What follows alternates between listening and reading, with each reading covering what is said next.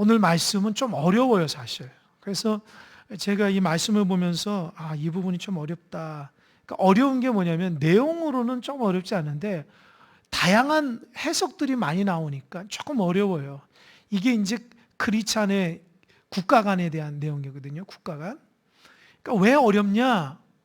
우리 사람마다 국가를 바라보는 그 모습이 좀 달라요. 그죠?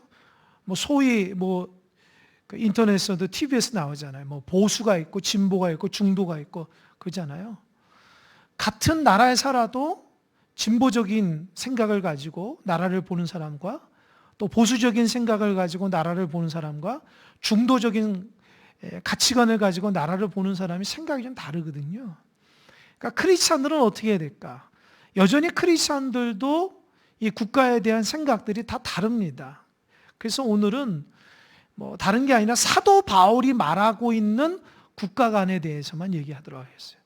이게 조금 더 심도 있게 얘기하면 다양한 토론이 있고 다양한 의견들이 있는데 너무 깊게 들어가면 조금 힘들 것 같고 사도 바울이 생각한 그 당시에 로마 교회 성도들에게 그 로마 교회가 그 속해 있는 로마 정부와 권력들에게 어떤 관계와 어떤 의식으로 바라봐야 되는가에 대해서 말씀을 한번 보도록 하겠습니다. 1절을 한번 다 같이 읽어볼까요? 1절 다 같이 시작. 각 사람은 위에 있는 권세들에게 복종하라. 권세는 하나님으로부터 나지 않음이 없나니 모든 권세는 다 하나님께 정하신 바라. 여러분, 각 사람은 위에 있는 권세들에게 복종하라. 이 위에 있는 권세들에게 복종하라가 무슨 말이냐면, 그러니까 정부, 그렇죠? 국가 잘 순복하라는 거예요. 잘. 그래서 이 말씀을 가지고 굉장히 악용해서 사용했던 사람들이 많아요, 사실. 여러분 한번 생각해 보세요. 조금 어려운 말일 수 있는데 어떤 사람한테, 중도적인 사람한테 그렇게 얘기해 봐요. 그렇다면 모든 권력이 하나님께로 났으니까 다 그러면 순복하라, 복종하라 그러면 그러면 김정일 정권에서도 깍듯이 순종해야 됩니까? 이렇게 얘기할 수 있죠. 그잖아요. 모든 권력이라고 하니까. 예를 들어서 진보적인 사람한테 일제시대에서도 또 독재 정권에서도 그들의 그 잘못된 점을 투쟁한 거죠. 그게 잘못입니까? 또 이렇게 얘기할 수도 있잖아요. 그렇죠? 일제 때도 또 독재 시대에도 하나님으로부터 나온 거니까 그럼 어떻게 다 해야 됩니까? 그죠? 또 한 가지는 이 보수적인 사람한테 정부가 너무 싫어가지고 반정부 시위를 딱 한 게 잘못입니까? 라고 한다면은 그들이 또 뭐라고 얘기하겠어요? 이게 무슨 말인지 알겠죠? 그러니까 이 부분이 너무 많이 왜곡돼서 해석됐다는 거예요. 그러니까 각 사람은 위에 있는 권세들에게 복종하라. 그러니까 독재 시대 때에 이 독재자하고 다 결합을 해가지고 옹호를 하고 그래서 고통 가운데 있어도 하나님이 나 세웠으니까 다 해야 된다. 이렇게 했던 사람도 많아요. 그럼 어떡하냐는 이걸 어떻게 해석하냐는 거예요. 그래서 어렵다는 거예요, 이 부분이. 그러니까 제가 얘기하고 싶은 것은 사도 바울 당시 로마 교회 그 상황 안에서만 한번 보자는 거예요. 사도 바울은요, 로마 교회에 왜 이렇게 썼냐, 국가 간에 이렇게 썼냐면 로마 교회 구성원들 중에 유대인들이 있었다, 유대인들. 그러니까 교회 안에 로마 사람 이방인도 있었고 유대인들이 건너와가지고 로마 교회 핵심적인 사람들도 있었다는 거예요. 그러니까 당시 로마가 굉장히 권력이 세고 나라를 많이 다스렸기 때문에 그때 유대가 로마의 속국이었단 말이야. 그러니까 유대 나라가 로마에 세금을 내야 되고 그 억압을 받으면서 살아가니까 로마 교회에 있던 유대교 기독교인들은 로마에 대해서 아주 반감이 심한 거예요. 왜요? 억압한다 이거죠. 그리고 또 세금을 내는 문제도 우리는 하나님께만 바라보지 로마 황제 우상을 섬기는 사람한테는 우리는 내지 않겠다. 그런 로마 교회 안에 유대교 종교 지도자들, 유대교 성도들은 다 그런 어떤 생각을 가지고 있어서 아주 투쟁적이고 그런 생각을 가지고 있던 사람들이 있다는 거죠. 그러니까 교회 안에 국가를 바라보면서도 세금을 내야 되는가, 국가에 대한 모든 권력에 대해서 반감을 해야 되는가, 너무 복잡했다는 거예요. 그러다 보니까 사도 바울이 정리를 하기 시작하는 거예요. 가장 중요한 것은 모든 위에 있는 권세에게 복종하라는 거예요. 사실은 이 복종이라는 말이 두려워서가 아니라 스스로 순종하라는 거예요. 스스로 어떤 가치관을 가지고 나가라는 거예요. 왜냐하면 그런 권세는 하나님께서 주어졌기 때문이라는 거예요. 여러분, 하나님을 우리 역대 대통령 중에서 하나님을 믿었던 대통령도 있고 또 하나님을 믿지 않고 불자했던 대통령도 있잖아요. 그죠? 그러나 하나님께서도 기독교인 대통령 세우기도 하고 불자인 대통령, 무교인 대통령도 다 세웠잖아요. 그죠? 그러면 우리는 기독교인 대통령만 좋아하고 그러지 않으면 안 될까요? 아니라는 거예요. 모든 권력은 하나님께 세웠다는 거예요. 다니엘 시대에 느부갓네살 왕 같은 경우는 굉장히 절대 권력인데 하나님께서 깨닫겠죠. 7년 동안 야인으로 살다가 하나님의 놀라운 뜻을 또 깨닫고 와가지고 하나님의 주권을 인정했고, 바사 나라의 고레스 같은 왕은 하나님의 감동으로 이 나라를 다스릴 때 유화 정책, 그 전에 왕들은 아주 강압적으로 유대를 포로 생활하고 했지만 고레스 왕은 하나님의 감동으로 유화 정책으로 유대 백성들을 다시 본국으로 돌아가게 하는 그런 유화 정책도 썼어요. 그러니까 모든 권력은 하나님으로부터 나온 거예요. 근데 한 가지 우리가 생각해야 될 것은 권력이지 사람이 아닌 거예요. 그러니까 사람에 대해서 너무 초점 맞추게 되면은 이게 정말 하나님이 저런 사람까지 하나님 세웠는가 이렇게 생각할 수 있지만 이 국가 권력을 얘기해요. 국가 권력을 얘기하는 거예요. 2절을 보니까 그러므로 권세를 다스리는 자는 하나님의 명을 거스름이니 거스르는 자는 심판을 받으리라. 그죠? 여러분, 지금 대한민국에, 그죠? 우리가 지금 대한민국에 살고 있는데 대한민국의 광주 광역시에 살죠? 또 뭡니까? 북구에 살잖아요. 또 일곡동에 살잖아요. 그죠? 그러면 이 일곡동에 있는 큰사랑교회가 나는 이 정부 싫다. 나는 하나님의 원리대로 산다 해서 이 나라에서 하는 모든 일들에 대해서 반대가 된다. 그러면 우리는 어떻게 되죠? 벌 받게 되는 거죠. 법을 어기니까. 그죠? 그러니까 이 교회도 이 국가라는 체제가 있기 때문에 사실 보면 교회가 안전할 수 있는 거예요. 무슨 말인지 알겠죠? 만약에 국가가 없으면 무정부 상태가 되면은 어떻게 교회가 쓰며 어떻게 우리가 이렇게 안전하게 살 수 있냐는 거예요. 그러니까 사도 바울은 그 얘기하는 거예요. 당시 로마 교회가 굉장히 황제를 숭배하고 기독교를 핍박한다 할지라도 이 국가 권력 자체에 대해서 부정하지 말라는 거예요. 하나님이 그 권력 자체에 통해서 역사하시는 선한 의도가 있다는 거죠. 그래서 반감을 가지고 법을 지키지 않고 내 맘대로 살게 되면은 우리가 벌을 받게 되잖아요. 위반하기 때문에. 3절을 보니까 왜 그렇다면 하나님께서 국가 권력을 세웠는가? 3절을 보니까 다스리는 자들은 선한 일에 대하여 두려움이 되지 않고 악한 일에 대하여 되나니 내가 권세를 두려워하지 아니하려니나 선을 행하라. 그리하면 그에게 칭찬을 받으리라. 이 다스리는 자들은 그러니까 국가 권력을 갖고 있는 권세자들이거든요. 이 사람들에 대해서 하나님께서 이 사람들을 왜 세웠냐?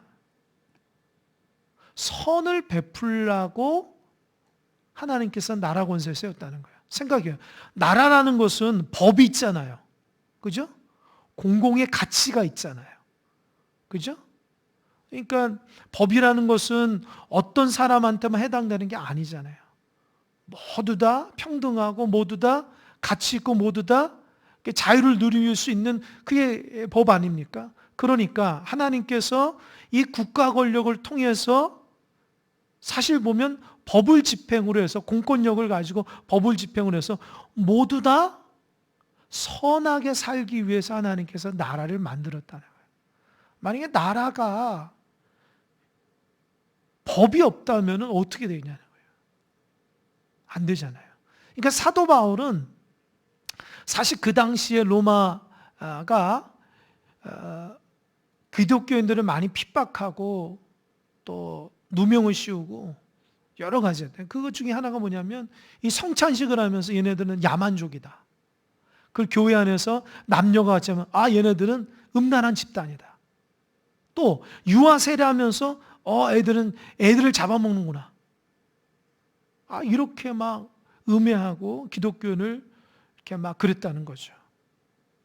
그럼에도 불구하고 그 권력 자체에 대해서 부정을 하지 말라는 거예요. 사도 바울이에요. 근데 이 부분에서 학자들마다 조금 달라요. 왜냐하면 사실 사도 바울이 그가 갖고 있는 시민권이 두 가지가 있잖아요. 유대인이면서 로마 시민자이다. 그죠? 사도 바울이 복음을 전하다가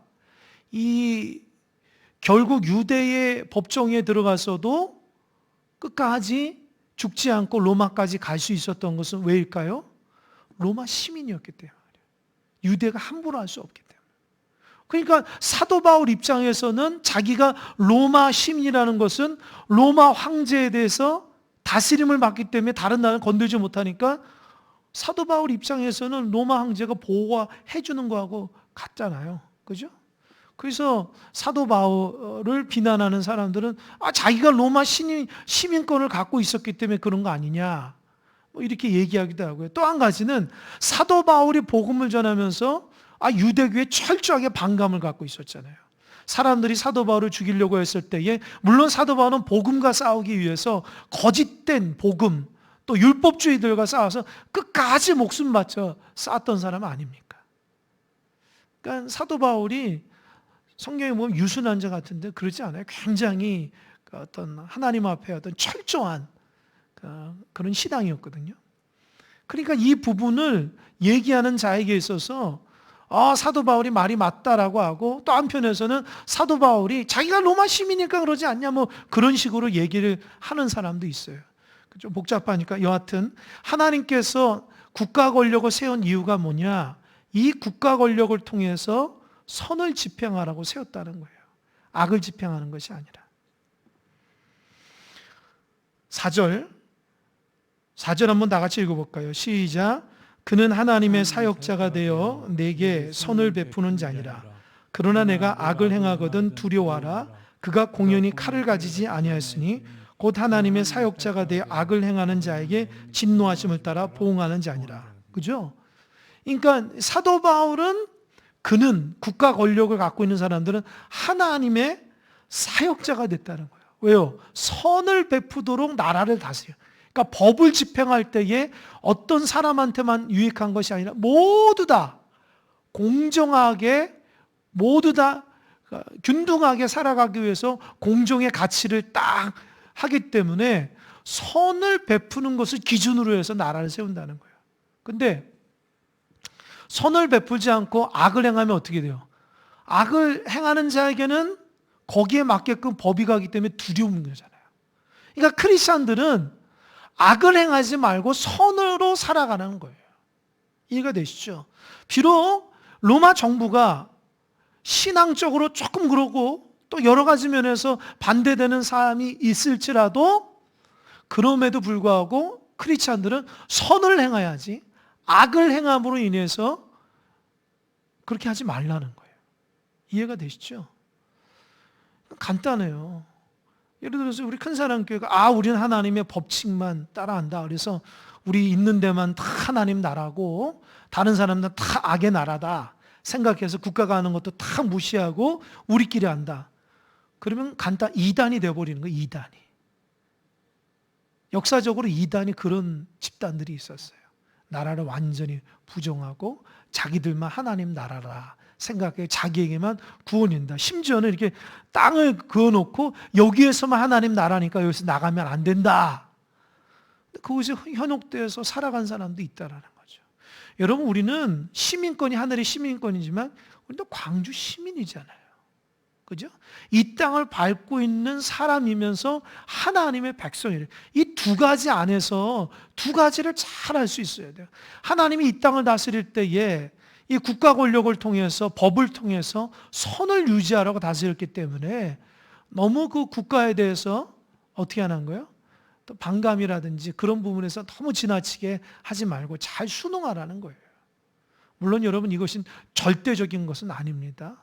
만약에 이것이 하나님의 가치관과 충돌을 여긴다든지 이것이 도저히 기독교 가치관은 도저히 안 될 경우에는 그때는 합법적인 방법에 의해서 여러 가지 방법에 의해서 잘 할 수 있어야 되는 거예요. 5절을 보니까 그러므로 복종하지 아니할 수 없으니 진노 때문에 할 것이 아니라 양심을 따라 할 것이에요. 그러니까 나라가 무서워가지고 벌벌 떨면서 법을 따라 하는 것이 아니라 크리스찬들은 양심에 따라서 이게 선한 법칙으로 하나님의 그리스도의 법칙으로 순종하면서 잘 살아가라는 거예요.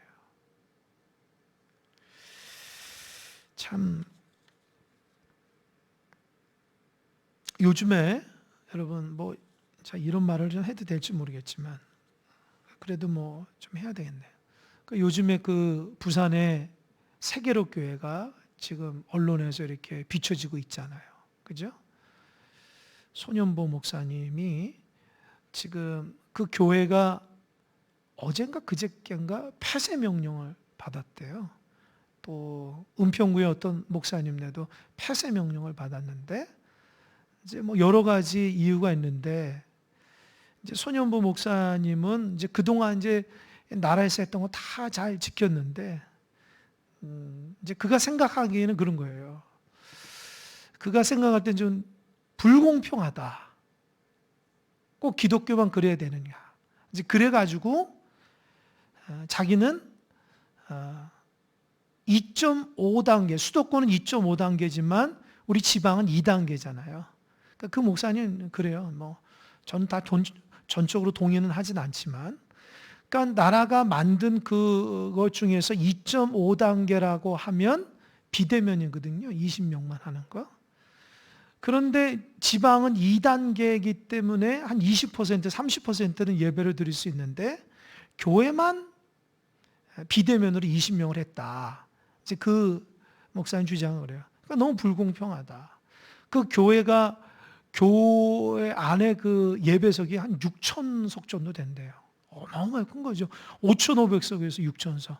그러니까 예배를 드리면 20%만 하더라도 1,000명 이상 넘도록 예배를 드릴 수 있는데 그 넓은 예배당에 20명. 근데 20명이라는 것은 그 목사님 말로는 방송하는 사람도 20명이 넘다는 거예요. 그래서 자기 교회에서는 참 들어올 때 나갈 때부터 다 철저하게 하고 그러는데 이제 그 목사님 그래요. 이게 너무 불공평하지 않는가. 이제 그래서 명령 어겼다는 거예요.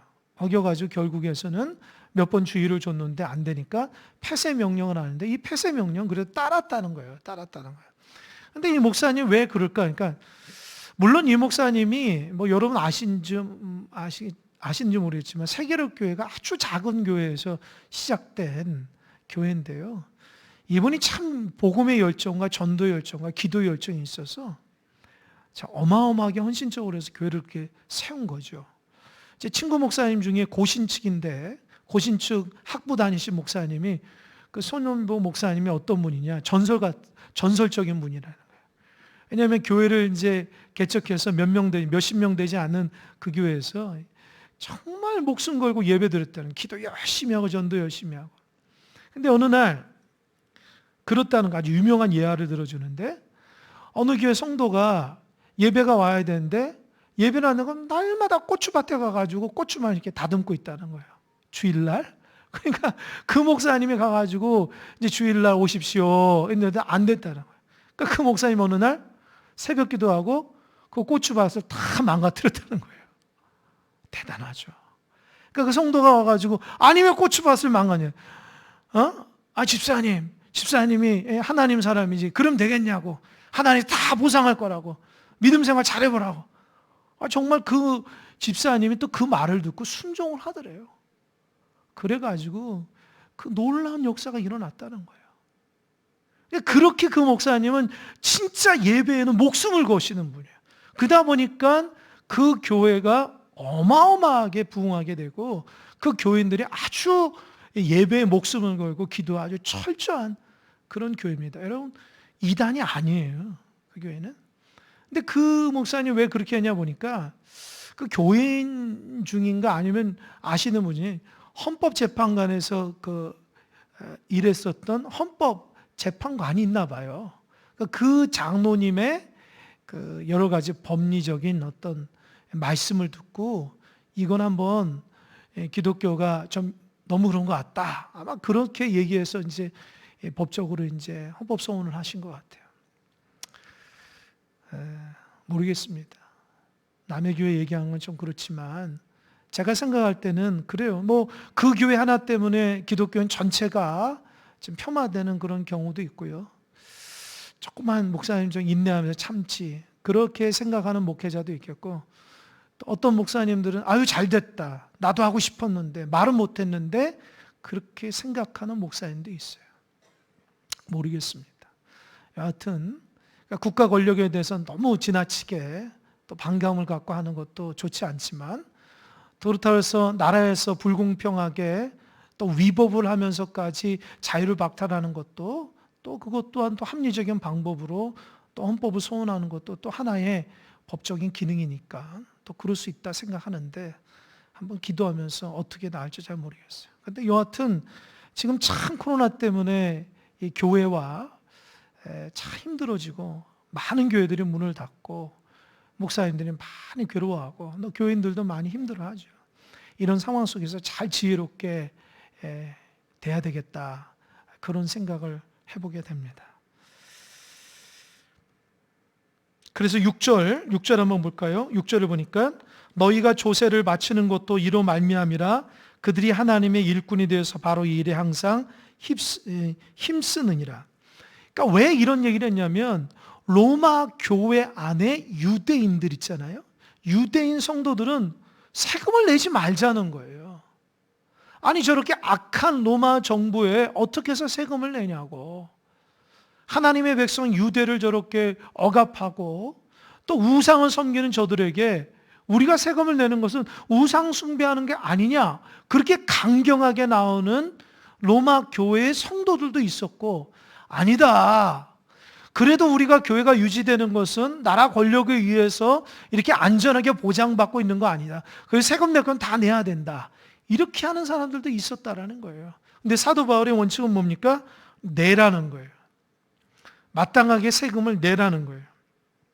그 7절 모든 자에게 줄 것을 주되 조세를 받을 자에게 조세를 바치고 관세를 받을 자에게 관세를 바치고 두려워할 자를 두려워하며 존경할 자를 존경하라. 그러니까 사도 바울은 기독교인이 나라에서 불법을 행하지 않고 주어진 환경 가운데 최선을 다해 선을 행하고 세금 낼 것도 다 세금 내고 그렇게 하라는 겁니다. 여러분, 그러니까 기독교인들이 손가락질을 당하면 안 되겠죠. 그렇죠? 불법을 행하면 안 되겠죠. 물론 이제 뭐 모든 다 법이 선하고 그러진 않습니다. 거기에는 또 고쳐야 될 법도 있고 개정해야 될 법도 많이 있지만 비교적 우리 크리스찬들은 사회에서 동떨어진 사람이 되면 안 되고 오히려 더 이렇게 다른 사람보다도 법을 잘 준수하고 또 윤리적으로 도덕적으로 선한 사람과 공동체가 될 수 있어야 된다. 근데 이렇게 얘기하는 거죠. 근데 이렇게 말하는 사도 바울의 의도가 뭘까요? 제가 그게 좀 궁금한 거예요. 그래서 자료를 찾아보니까 어느 자료에 그런 게 있더라고요. 사도 바울이 로마 교회를 중심으로 해서 복음을 전 세계로 다 퍼뜨리려고 했다는 거예요. 그런 꿈과 비전을 가지고 로마에 편지를 쓰고 이제 가려고 하는데 보니까 로마 교회가 하나님 은혜 가운데 성장하는데 국가하고 이렇게 대적하는 체제로 가는 그런 사람들도 많았다는 거예요.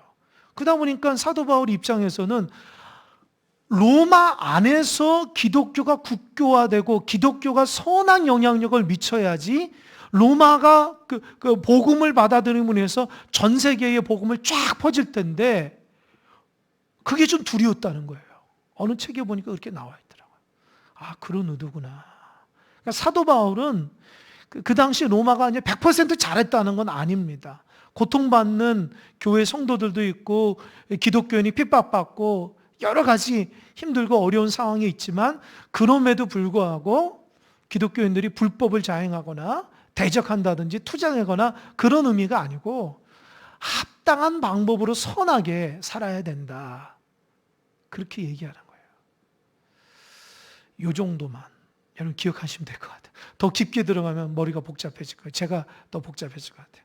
그래서 이 8절과 9절, 10절이 거기에서 연결되는 이게 8절과 9절이 10절이 이 기독교인이 사람들과의 믿지 않는 사람들과의 관계, 사회와의 관계에 대해서 얘기를 하는데 8절 다 같이 한번 읽어볼까요? 8절 시작. 피차 사랑의 빛 외에는 아무에게든지 아무 빛도 지지 말라. 남을 사랑하는 자는 율법을 다 이루었느니라. 예, 피차 사랑의 빛 외에는 아무에게든지 아무 빛도 지지 말라. 그죠? 왜냐면 갑자기 그 빛 얘기가 왜 나왔을까요? 그러니까 8절, 9절, 10절만 보면은 내용을 몰라요. 1절로부터 쭉 나와야 되는 거예요. 이게 무슨 말이냐? 그러니까 그 당시에 로마 교회에서 정부하고 안 좋은 관계에 있었던 유대교인들은 반감을 갖지만 그래서 세금을 내지 않으면 어떻게 해요? 독촉을 받게 되잖아요. 그죠? 그렇게 하면 어떻게 하냐는 거예요. 빚쟁이가 되잖아요. 그러니까 크리스찬들은 어떻게 해요? 사랑의 빛 위에는 지지 말라는 거예요. 이해되시죠? 그래서 왜 7절하고 8절이 갑자기 7절에서는 세금 내는 문제가 나오고 8절에서는 왜 빚 문제가 나오냐? 연결을 시키면 크리스찬들은 할 것 다 하고 가장 중요한 것은 사랑으로 행하는 걸 사랑으로 하라고요. 빚 져보신 분이 있는지 모르겠어요. 빚을 져보면 어때요? 갚기 전에는 어때요? 다리를 두 발에 탁 이렇게 뻗고 자기 힘들잖아요. 뭔지 빨리 갚아야 되니까 늘 이렇게 부담감이 있고 다른 사람이 아니라 내가 갚아야 되니까 그게 좀 부담감이 있죠. 그러니까 어떻게 해요? 더 열심히 일하는 거 아닙니까? 더 부지런할 수 있는 거잖아요. 그죠? 그것처럼 사랑의 빚을 갚잖아요. 내가 누구한테 사랑을 많이 받았다는 거예요. 그러니까 어때요? 아, 내가 이렇게 사랑을 많이 받았는데 사랑을 베풀어 했다. 그 빚을 가지고 있는 사람처럼 살아가라는 거예요. 이해되시죠? 이게 굉장히 중요해요. 제가 이 말씀을 읽으면서 어떻게 크리스찬들이 사랑하며 실천할 수 있을까? 빚된 마음을 가지라는 거예요. 너는 너, 나는 나 그러면은 사랑을 베풀 수 있을까요? 없다고요. 없어요. 여러분, 우리는 전부 다 이기적인 사람이에요. 사람 자체가 나만 알고 있고 나한테만 유익하려고 하는 아주 이기적인 존재라고요, 사람이. 그런데 크리스찬은 어떻게 해요? 사랑의 빛을 가지고 살아가는 사람이라 돼야 된다는 거죠. 왜요? 내가 하나님으로부터 비쳤잖아요. 내가 죽을 사람이지만 하나님 나를 위해서 어떻게 해요? 십자가 달려드는 생명을 구원받은 이게 빛된 마음으로 주님의 빚 갚는 심정으로 신앙생활을 해야 되거든요. 그러니까 여러분 진짜 빚 갚는 심정으로 신앙생활을 해야 돼요. 너무 떳떳하게 신앙생활하면 안 돼요. 아유, 하나님 앞에 늘 부족한데 하나님 앞에 이렇게 해야 되는데 내가 이런 은혜를 많이 받았는데 은혜도 갚아 이런 생각을 가지고 신앙생활하는 걸 때 열정이 나올 수 있는 거예요. 이쯤 됐지. 그건 빚된 마음이 아니죠. 하나님이 나를 위해서 생명을 주셨던가 하나님이. 여러분 누가 우리를 위해서 아들을 누가 주겠어요? 대신 죽게 할 사람이 어디 있어요? 그러니까 그런 빚된 마음을 가지고 주의 사랑으로 살라는 거예요. 두 번째는 뭐냐? 이웃 사랑을 하는 거예요. 빚된 마음으로. 그러니까 10계명이 1계명에서 4계명은 어떤 거예요? 하나님과의 관계된 계명으로 하나님 사랑이죠. 5계명에서 10계명은 사람과의 계명이라는 거예요. 그러니까 하나님 사랑과 이웃 사랑. 그러니까 오늘 본문의 말씀은 이웃을 사랑하는 것이 도대체 뭐냐? 율법을 이룬다는 거예요. 보세요. 9절. 간음하지 말라, 살인하지 말라, 도둑질하지 말라, 탐내지 말라 한 것과 그 외에 다른 계명이 있을지라 내 이웃을 내 자신과 같이 사랑하라 하신 그 말씀 가운데 다 들어놓으라. 여러분, 율법으로는 한계가 있어요. 하나님 앞에 인정받을 수 없어요. 이거 잘 들으셔야 됩니다. 나의 어떤 율법적인 노력과 헌신을 통해서 하나님 앞에 인정받을까요? 안 된다는 거예요. 왜요? 우리는 그렇게 될 수도 없어요. 그렇다고 해서 너무 쉽게 포기하면 안 돼요. 오히려 하나님의 사랑을 입은 사람들은 율법주의자보다 더 열심히 하나님을 섬기며 사랑하는 거예요. 그러니까 신앙생활의 원동력이 뭐냐? 이거 안 하면 하나님 앞에 벌 받기 때문이 아니라는 거예요. 내가 믿기 때문에 당연히 하는 게 그게 아니고 예수님 믿으면 우리 안에서 뭐가 있냐? 사랑하는 마음이 있어요. 사랑하는 마음. 그러니까 사랑하는 마음이 없으면 내가 잘못 믿은 거라니까. 그렇잖아요. 하나님도 그렇고 예수님도 하나님을 나는 사랑이라고 얘기하는데 그렇게 하나님을 잘 섬기는 사람이 사랑이 없다? 그건 뭡니까? 하나님을 제대로 믿지 못하는 거죠. 그러니까 하나님 사랑과 이웃 사랑이 하나님 성경에서 말하고 있는 가장 핵심적인 거거든요. 그러니까 어때요? 하나님 사랑과 이웃 사랑이 어떻게 해요? 똑같아야 돼요. 똑같아야 돼요. 그러니까 교회 다니면서도 신앙생활 하면서도 나밖에 모르고 사랑이 없고 그 문제가 있는 겁니다. 그럼 어떻게 사랑이 없을까? 어떻게 그렇게 될 수 있겠죠? 하나님의 원리대로 살아가는 것이 아니라 주일날 제가 설교할 텐데요. 하나님의 원리대로 살아가는 것이 아니라 내 기준에 맞는 신앙생활만 하려고 하는 거예요. 그러니까 그런 거죠. 신앙생활이 하나님의 뜻을 따라 살아가는 사람이 아니라 내 잘되라고 신앙생활하는 사람은 사랑이 없어도 돼요. 무슨 말인지 알겠죠? 내 목적 이루기 위해서 신앙생활하면 사랑 없어도 되잖아요. 그냥 하나님한테 열심히 기도하고 부르짖으면 되잖아요. 하나님 말씀대로 살아가면 되잖아요. 뭐 옆에 사람이 나한테 뭐 축복 주는 거 아니야. 이런 생각을 갖고 신앙생활하는 사람은 사랑 없이도 충분히 하나님과의 관계가 될 수 있고 복받을 수 있고 그런 생각을 하는. 근데 이것이 성경에서는 제대로 된 신앙이 아니라는 거예요. 그러니까 하나님을 믿으면 그리스도의 사랑을 먼저 감동받아서 나 같은 죄인을 어떻게 해서 하나님이 독생자 아들 예수 그리스도를 주셨는가, 거기서도 감격 가운데 눈물이 터지면서 시작되는 게 신앙의 길이거든요.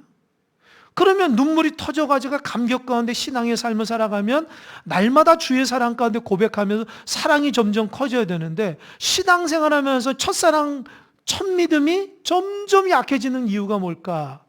우리가 하나님의 바른 사랑으로 삶을 살지 못하는 거예요.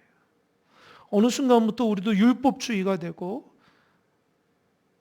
나 하나 잘 되기 위해서 예수님 믿는 그렇게 아주 좁은 신앙의 모습으로 살게 된다는 거예요. 그러니까 사도 바울이 말하는 거예요. 그러니까 나는 크리스찬이기 때문에 세상 문화하고는 다 상관없어. 정보도 다 필요 없어. 이렇게 살아가는 사람들도 많았다는 거예요. 그러나 신앙인은 하나님의 시민권을 갖고 있지만 이 땅을 살아가는 백성으로서 이 땅에 살아가는 모범적인 선하게 살아가는 국가의 시민이 될 뿐만 아니라 하나님의 원리 가운데서 하나님의 영광을 위해서 사랑을 가지고 살아가는 하나님의 백성이 되어야 된다는 거예요. 그래서 우리 안에 사랑이 부족하다. 그러면 어떻게 할까요? 하나님, 나 사랑하는 마음을 좀 주세요. 사랑하는 마음을 주세요. 그런 마음을 가지고 있어야 됩니다. 그러니까 사도 바울이 말하기에 봐라, 너희들은 뭐 이거 지키고 저거 지키고 뭐 간음하지 말라, 뭐 살인하지 말라, 도둑질 탐내지 말라, 그런 거 열심히 하는데 그 의미가 뭐냐? 이웃을 내 몸처럼 살아가면 다 지킬 수 있다는 거예요.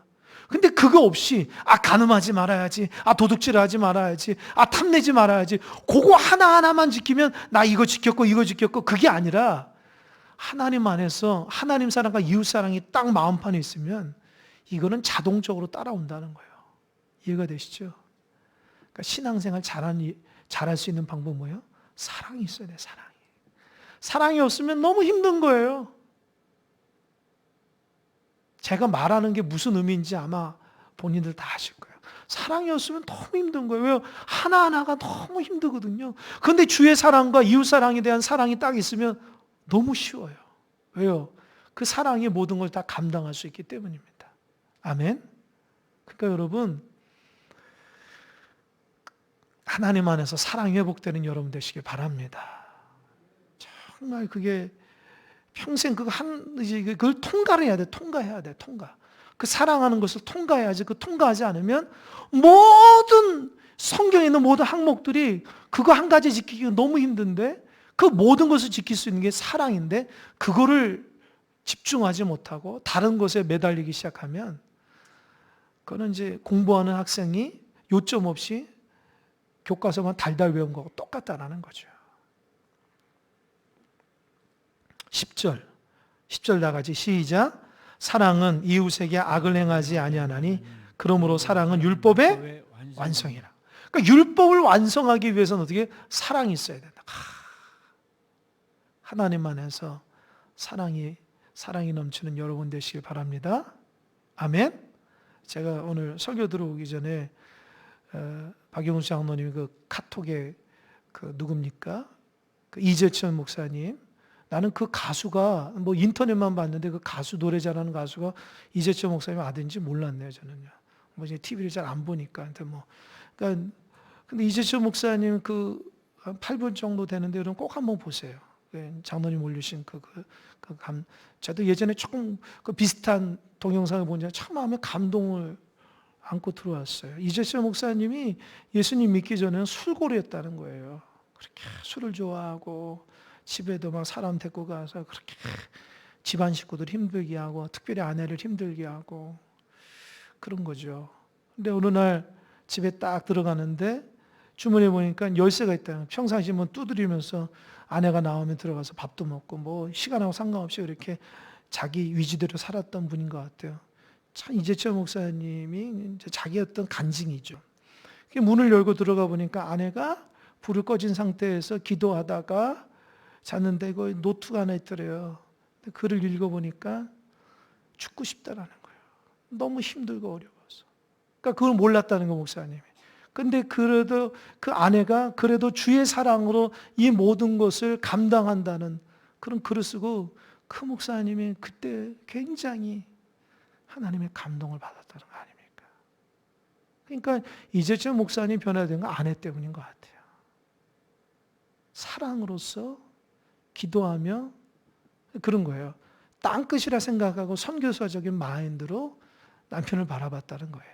그러다 보니까 목사님이 변화가 되고 또 하나님의 은혜 가운데 그거죠.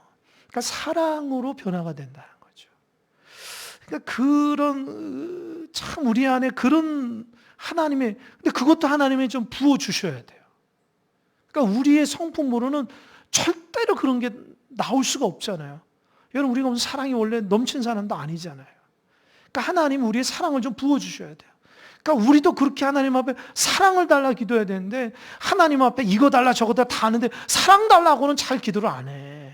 그러니까 우리가 그게 문제예요. 하나님 앞에 내가 그리스도의 성품을 닫고 그리스도의 온유함과 겸손함과 사랑이 넘치는 그런 종된 사람으로 살아가도록 정말 열심히 기도해야 돼요. 제가 옛날에 초창기 때 제가 부임했을 때 한번 설교했던 것 같아요.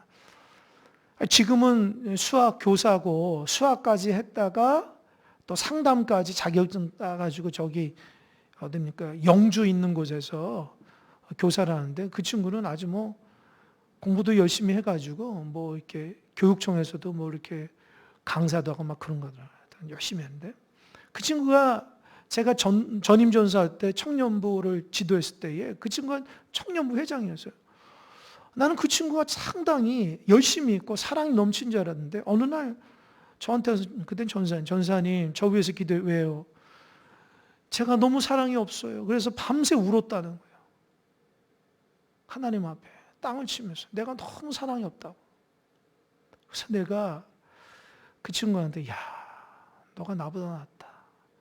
나는 내 마음에 사랑 달라고 밤새도록 기도해 본 적이 없는데 너는 하나님 앞에 사랑을 달라고 그렇게 밤새도록 기도하니 너는 나보다 참 낫다. 그래서 내가 손 붙잡고 기도해서 하나님 이 종에게 사랑하는 마음을 부어달라고. 아직도 기억이 나요. 정말 여러분 우리 안에 사랑이 좀 회복돼야 됩니다. 사랑이 회복되면 뭐 국가 나라 이게 문제겠습니까? 그죠? 그리스도의 사랑이 회복되게 되면 그러니까 이 사랑하는 마음으로 다 감당할 수 있는 거죠. 그러니까 여러분의 신앙생활도 사랑하는 마음이 넘쳐나야 됩니다.